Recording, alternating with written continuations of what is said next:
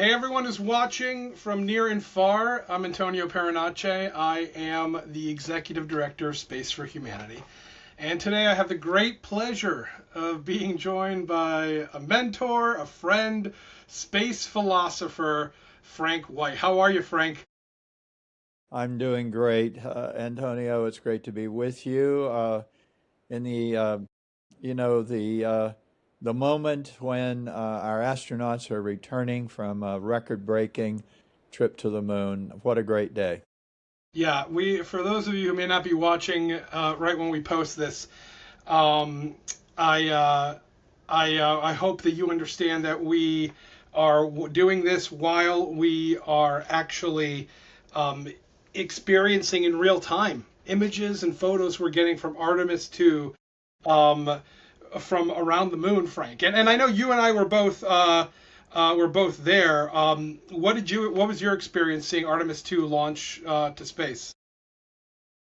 Well, it was terrific. I was invited to Kristen Fisher's launch party. I was at this famous space bar. And as you know, it's not really that close, but the view is terrific because you're across the causeway. And I was with a group of like-minded people. And I commented to some folks, everyone was just so convinced that it would not go on time that I know. I'm sure some people missed it. But I think that was the most surprising aspect was that it was a near flawless countdown. And I thought I might be jumping up and down, cheering. I thought I might just really return to my childhood love of space. But I just sat there and watched it. I just thought, this is so wonderful. We're going back to the moon. I was just in awe, close to tears. And I was just happy because one thing I want to mention is that in the course of my interviewing over 50 astronauts, I interviewed Reed Wiseman at Johnson Space Center, and I interviewed Christina while she was on the ISS. It does make a difference when you know people who are on the spaceship. It really Yeah, does. yeah. It's interesting. So I was at the press site for the launch, and and for folks who wonder, that is where you see the historic countdown clock and that flagpole with the flags flying. And actually, for anyone who wants to look for me, I was wearing a blue shirt and my Space for Humanity hat, and I was at the very base of the flagpole. So if you look at some of the official photos, you'll see me there at the press site. And one, it was a really special moment for me. I've been to several rocket launches. I've been to a shuttle launch, some SpaceX launches, plenty of Blue Origin launches. This one really hit differently. One, you really feel the power of the SLS, right? Like that thing is a big candle to light. And I remember feeling the acoustic power, but also the energy, right? I'm too young for the Apollo era, but I've been to, good number of launches there. I've never seen a press site that packed. You had folks who were just eager to see this go off. And to your point, it was almost shocking. I've never been to a rocket launch that went up that seamlessly. And to your point, I also know folks who, I don't want to name any names, but they didn't even come in that first day because like, oh, it's not going to possibly launch in the first attempt. I'll fly in the next day, and I don't think they expected that. Yeah. So it was amazing. And also to the point you just made, I've met the astronauts. I know Victor Glover. We met him through, we got to Space for Humanity, got to know him well through the Ed Dwight launch when we sent Ed to space. And Victor's amazing. All the world knows that now after hearing some of the things he's had to say. It doesn't come to a surprise to you or myself, but it does hit a little different. Even on the Blue Origin launches that I went to, where I knew folks quite well, that we were literally sending up there, you always hold your breath, knowing there's human life involved and there's a lot of dangers. But to know that you spoke to those people and now they're in that capsule, it's a psychological trip in and of itself. Well, I also think I think that one of the triumphs of this launch and this flight was the four astronauts. They were so relatable. I've often said that astronauts are ordinary people who do extraordinary things. I'm not sure that's really true. I mean, to me, they're still extraordinary, but they are people, and it's so important. They represent humanity. They are human, and they know they represent us. They feel that way, and I think it was Rusty Schweikert who said, "I felt I was a sensing element for humanity when I was out there." It's so true, and when you feel like you know them and the way they conducted themselves, even if you didn't know them, was very, very human. Yeah, and they're all just great communicators too. If you see, I mean, they've gone on this media tour, right, to talk about Artemis pre-launch, and you've seen them for, I think now, for a while now, I think a year or two, on late night shows, on morning shows, on news, and all that. And each of them, in a different way, are a great communicator, and they do so emotionally. And I think that's really great because it humanizes a space program. I think we always we brought up watching the right stuff and saying these folks have ice water in their veins, and they still do. They are still doing things that, like to your point, is extraordinary. But as you know, for Space for Humanity, we run a citizen astronaut program, and we send up wonderful, deserving people. But I think you appreciate this. We tell them the mission doesn't start until they get back. It's not just experiencing the overview effect. It's not just having a successful touchdown.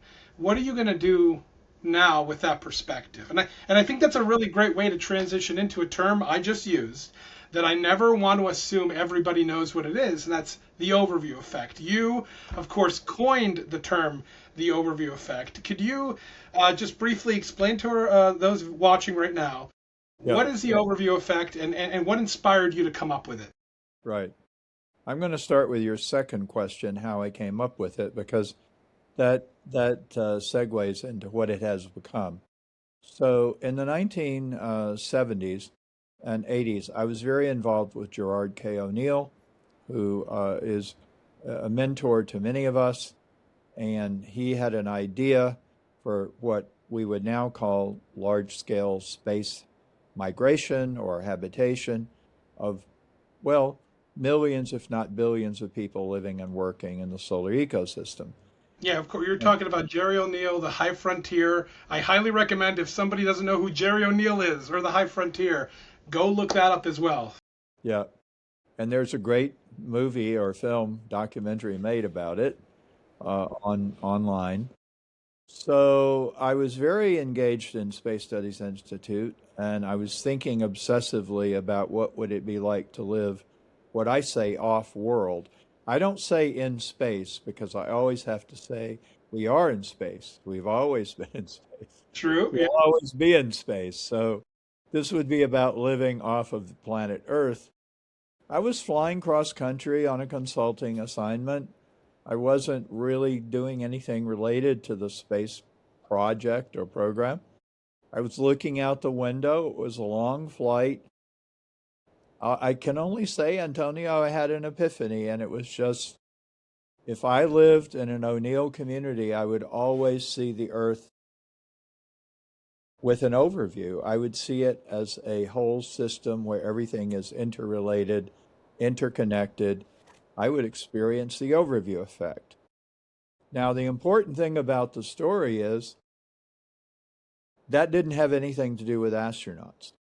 That had to do with people who don't even exist today. What I knew was I've got a hypothesis. How do I get data? Oh, astronauts, they can be proxies. This is in contrast to what a lot of people think, which is I started interviewing astronauts and came up with a term. And as I told you, Antonio, Claude and GPT-5 have it wrong. Yep. It's Yeah. so AI. ubiquitous. But No. It's anyway, yeah. yeah. So, however, over time, the data has become my interviews with over 50 astronauts. And now it's become about the astronauts. and about the shift that they experience, because I did not see the overview effect as extraordinary. It would just be like the moon in the sky. The Earth would be in the sky. You would just start with a higher level of awareness about the Earth if you lived off-world. For astronauts, it's not like that. It's kind of shocking. It's a bit overwhelming, especially the first time. It's something you've never seen before. Or in some cases, for multiple flights, astronauts have seen it before, but it just reinforces it. So what it is today is a cognitive shift in awareness about who we are and where we are in the universe and about the Earth itself. So you mentioned, shocked is one of those responses. So yeah, this is, just to repeat it for the audience, right? The overview effect is this cognitive shift that happens in astronauts when they see our home planet, the Earth, from space for the first time, and maybe they experience it in different levels as they continue to go up.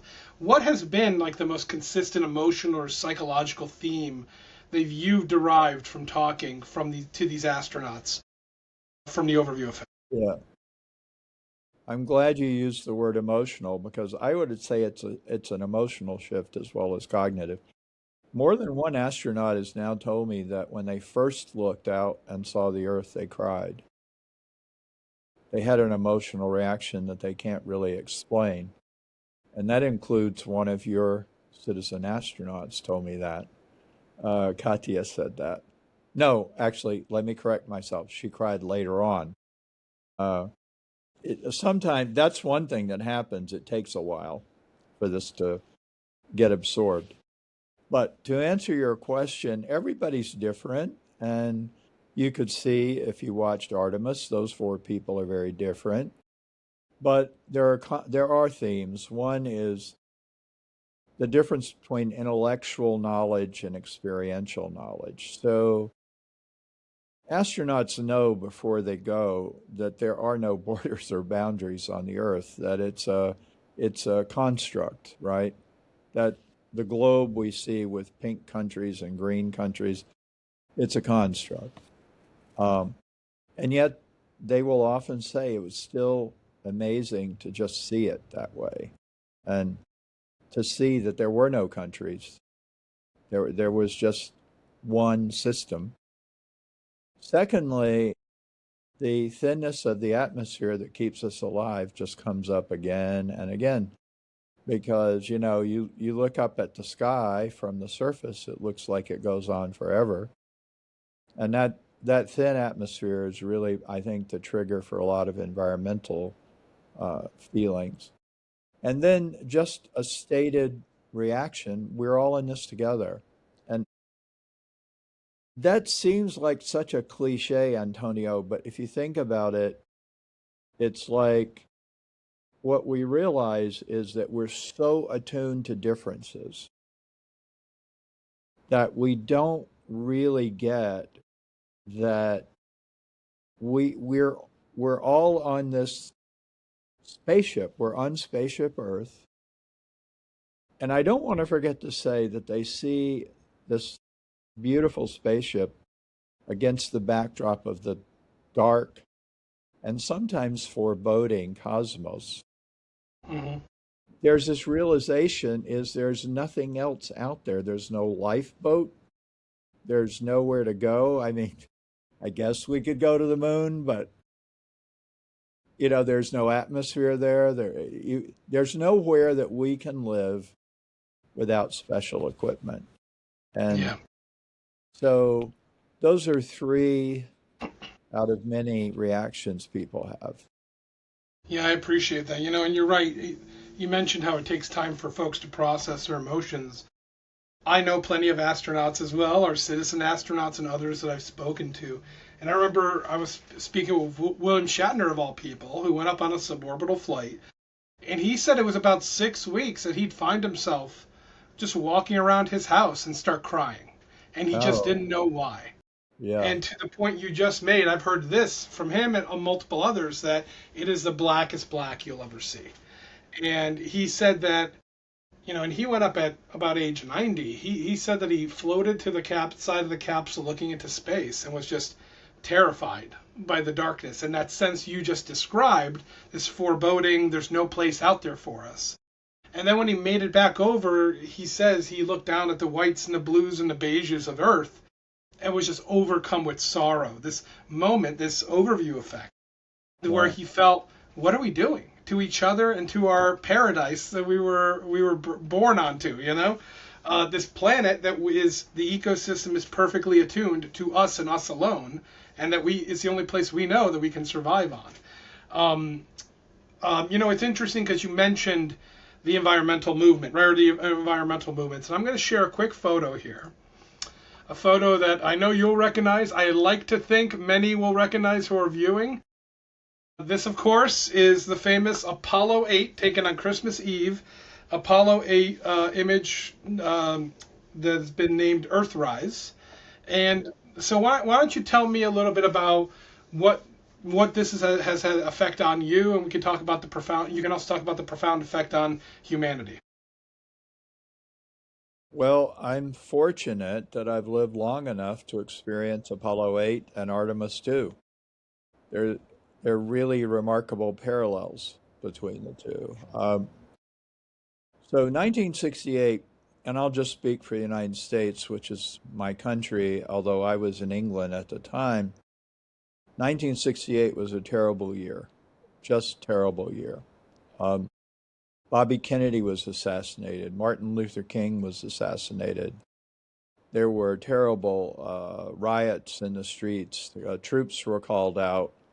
Um, the war in Vietnam, the term quagmire has been coined, I think, to define the war in Vietnam, and it was still going on. It was also becoming increasingly clear to Americans that the United States was not winning that war, which was a shock, honestly. I was a very active person, socially active, and I'm a hopeful person. I believe in humanity, and at the end of 1968, I felt hopeless. There was also a sense that of helplessness that we could not overcome the problems that we were facing. Apollo 8 was a surprise because it wasn't really originally supposed to go to the moon. My understanding is that was a last minute decision. So it didn't have a lot of hype. And I was in London at the time on break.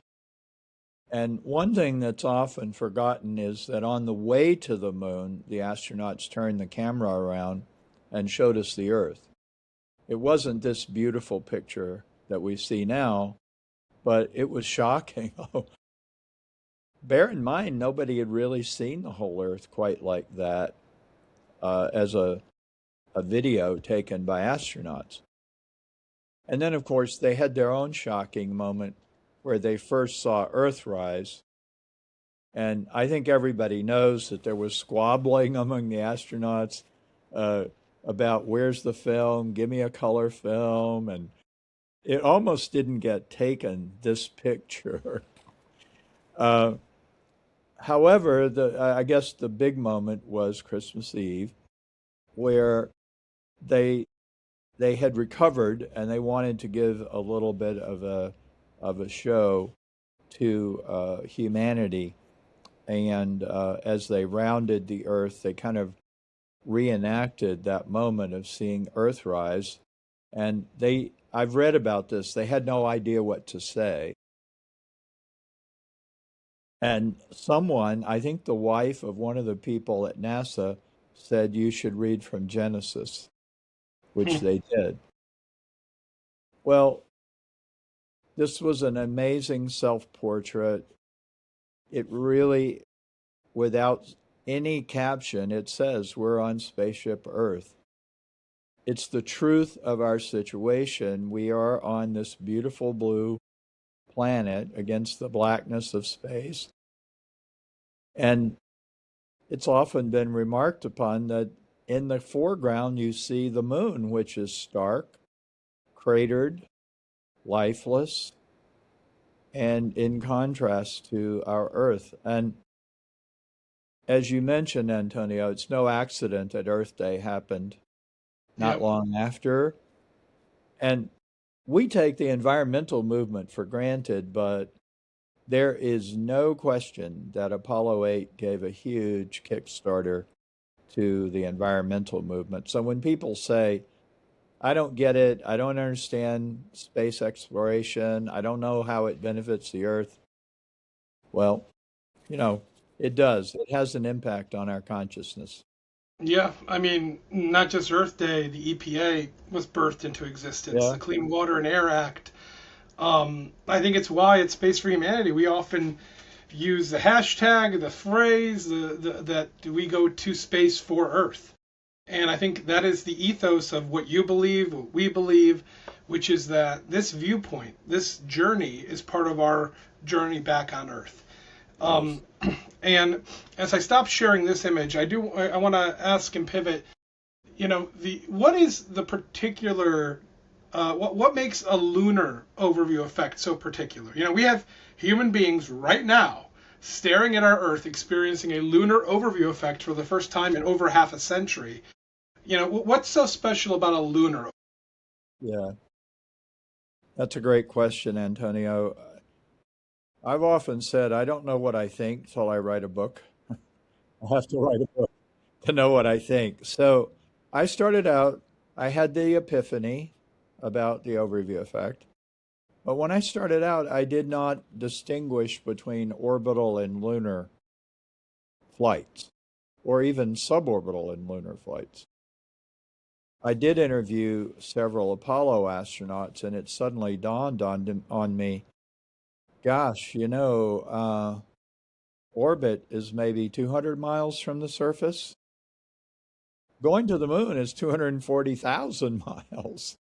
And actually, it's very obvious. You look at an orbital picture of the Earth, and you look at Earthrise, which we just did.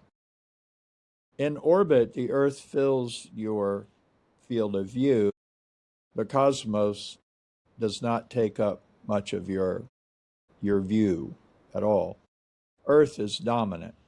When you go to the moon, when you have the lunar perspective, the cosmos fills your perspective, and you see the Earth as smaller, somewhat less dominant, and therefore I think the emotional understanding of what you and I have been talking about is heightened.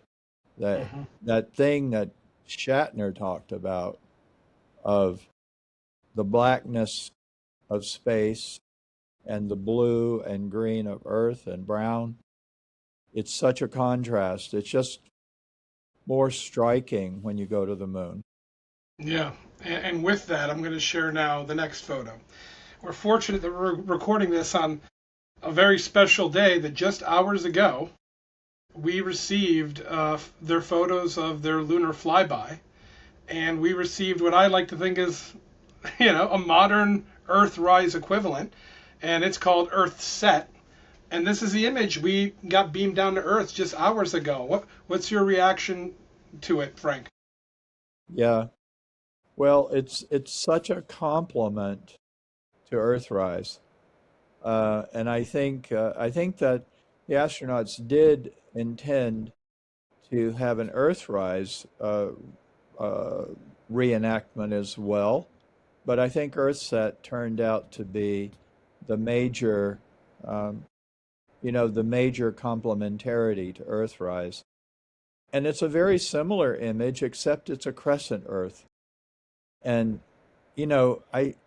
actually Earthrise is only a partial image as well. I believe it reminds us that the Earth is a planet, uh, just as the moon looks different at different times. The Earth looks different at different times.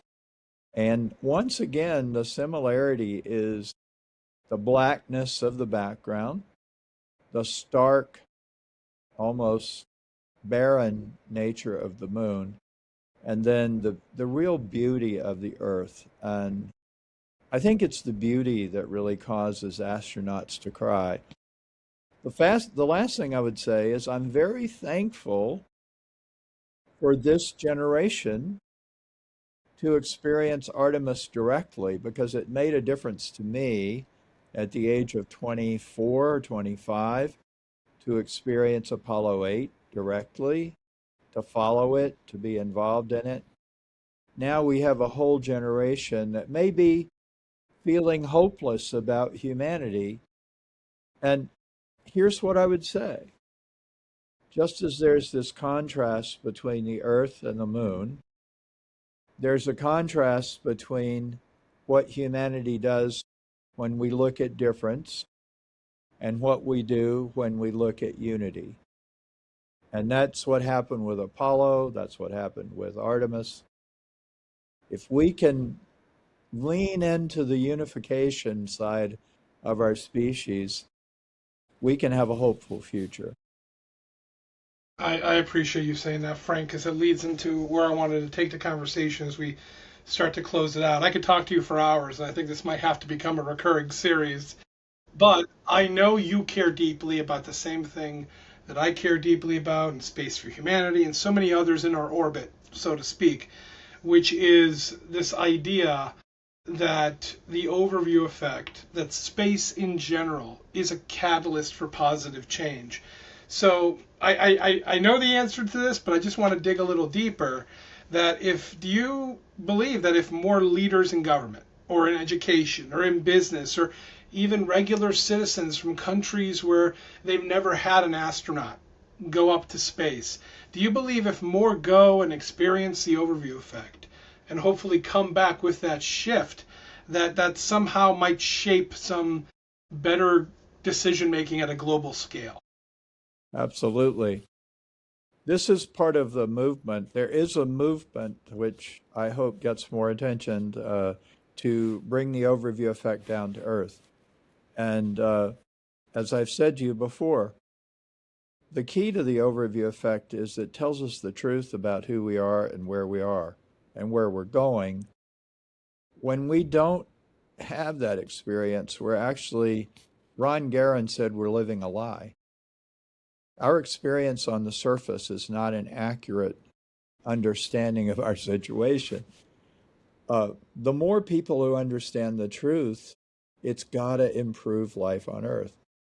One thing I would also say is that the beautiful thing about Space for Humanity, and this goes back to your founder, Dylan Taylor, it is the idea, which again I realized in writing the book, we can use space exploration to alter consciousness.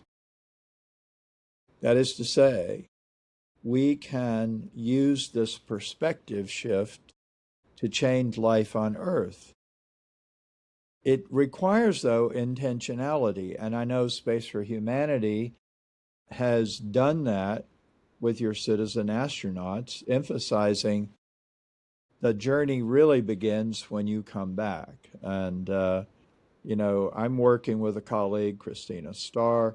We're also working on how do we help people have not only the best personal experience of spaceflight, but how does it benefit the Earth and the people of the Earth most profoundly? So just having people go will be good, but if we use our intellect and our intentionality to bring the overview effect down to Earth, that will be better. I couldn't agree more, and I look forward to continuing our work together in doing that, because I think that's where it matters most. I think most of the world still needs to have that perspective and leverage that perspective for a better future for all. That said, I love to close out whenever I talk to somebody with the same question, but I know it's going to have a particularly different meaning and emphasis for you, which is, would you go to space? And I sense I know the answer, because I would also like you to not just answer that question, but tell folks who are viewing right now, what are you up to? And how is your journey continuing? Because I know I'm excited about it, and I want others to learn about it too. So would you go to space, Frank? Well, we all know about softball questions. That's more like a wiffle ball. Yes, of course. So, what has happened with me, Antonio, is that, and this is a lesson learned, and I hope people will draw a lesson from this. I told myself a story that I had chosen at a certain point not to be an astronaut, and yet I had found my place by interviewing astronauts. So I was being interviewed by a good friend, Christina Rasmussen, for a podcast. She asked me that question at the end. Don't you want to go? And I was not prepared. It really threw me for a loop, and I started realizing, yes, I do. I do. So, what is going on right now is I'm working with Moondow. Uh, and, I like to say Moondow has its own space program. Uh, they've raised money for two people to go on suborbital flights. They have funded over 80 space related projects. And we now have a campaign underway for me to be their third astronaut, if you will, commercial astronaut. So we have like 3 weeks to go. And we don't have a number that we're aiming at. We're just going to raise as much as we can, and then we're going to see what that will purchase. One other thing I do want to say, there's a +1 component. Those who contribute can enter a contest to go with me if we raise enough money. And I believe we have up to 25 people competing at this point. So it's really exciting. It's really fun. And I honestly, people have said, "What's it like for you?" And I've said, "I think I'm being my true self. Yeah. This is what Well, I want to do." and it fills me with happiness because I've known you for a while. You give so much. You've defined so much of the movement, and not just the overview effect as a term, but so much to inspire others that I think it's important that you also have a moment like this to continue your journey literally to the stars. For folks who are watching, we're talking right now. At the April 7th. So this is until the end of the month, right? We gotta get folks Well, who are it's interested in by in this month of April to get registered for this and support you, right? to be specific, the contest ends, the campaign ends on the 27th. And that's the way Moondow does things. That's the way they did the other two. And, it's all or nothing, all or Yeah, nothing. I have every bit of faith that you're going to find your way to the stars and that this is going to get done. And I'm just so excited, Frank, because you're all too deserving of this next chapter in your journey, and I want to see you get up there. So if you're watching, let's send Frank to the stars. Let's send Frank to space. And I can't thank you enough for joining me today. And I think I mean it. We should talk again sooner rather than later, especially after Artemis II touches back down and we start getting more feedback from the astronauts on how their perspective has shifted. So if you're willing, let's talk again soon. But in the meantime, any last parting thought that you want to express? Anything? How would you distill down the overview effect into as simple a term as possible? Yeah. There are three words that I've come to understand after 40 years of research of what it's all about. And the Artemis astronauts used some of the language that I've used, but I would say what I've already said, truth, it's the truth of our situation. Love, Victor Glover talked a lot about love, love of Earth and love of humanity. And identity, it's a shift from me to we, and from myself to the larger whole, and the benefit to all of humanity. So that's what it is, and my flight is all about sharing those three basic ideas. Yep, you are a conduit of that and the overview effect itself, Frank. So Thank you so much for joining us today. Thank And you. with that, hopefully the audience tracks you down. Buy Frank's book, The Overview Effect. I don't know what edition it's in now, but fourth. But I've read it. It's amazing, and follow along and send Frank to space. Be part of Go his to journey. Moondow. Go to Moondow. Thank And you so much, continue. Frank. Thanks, Antonio.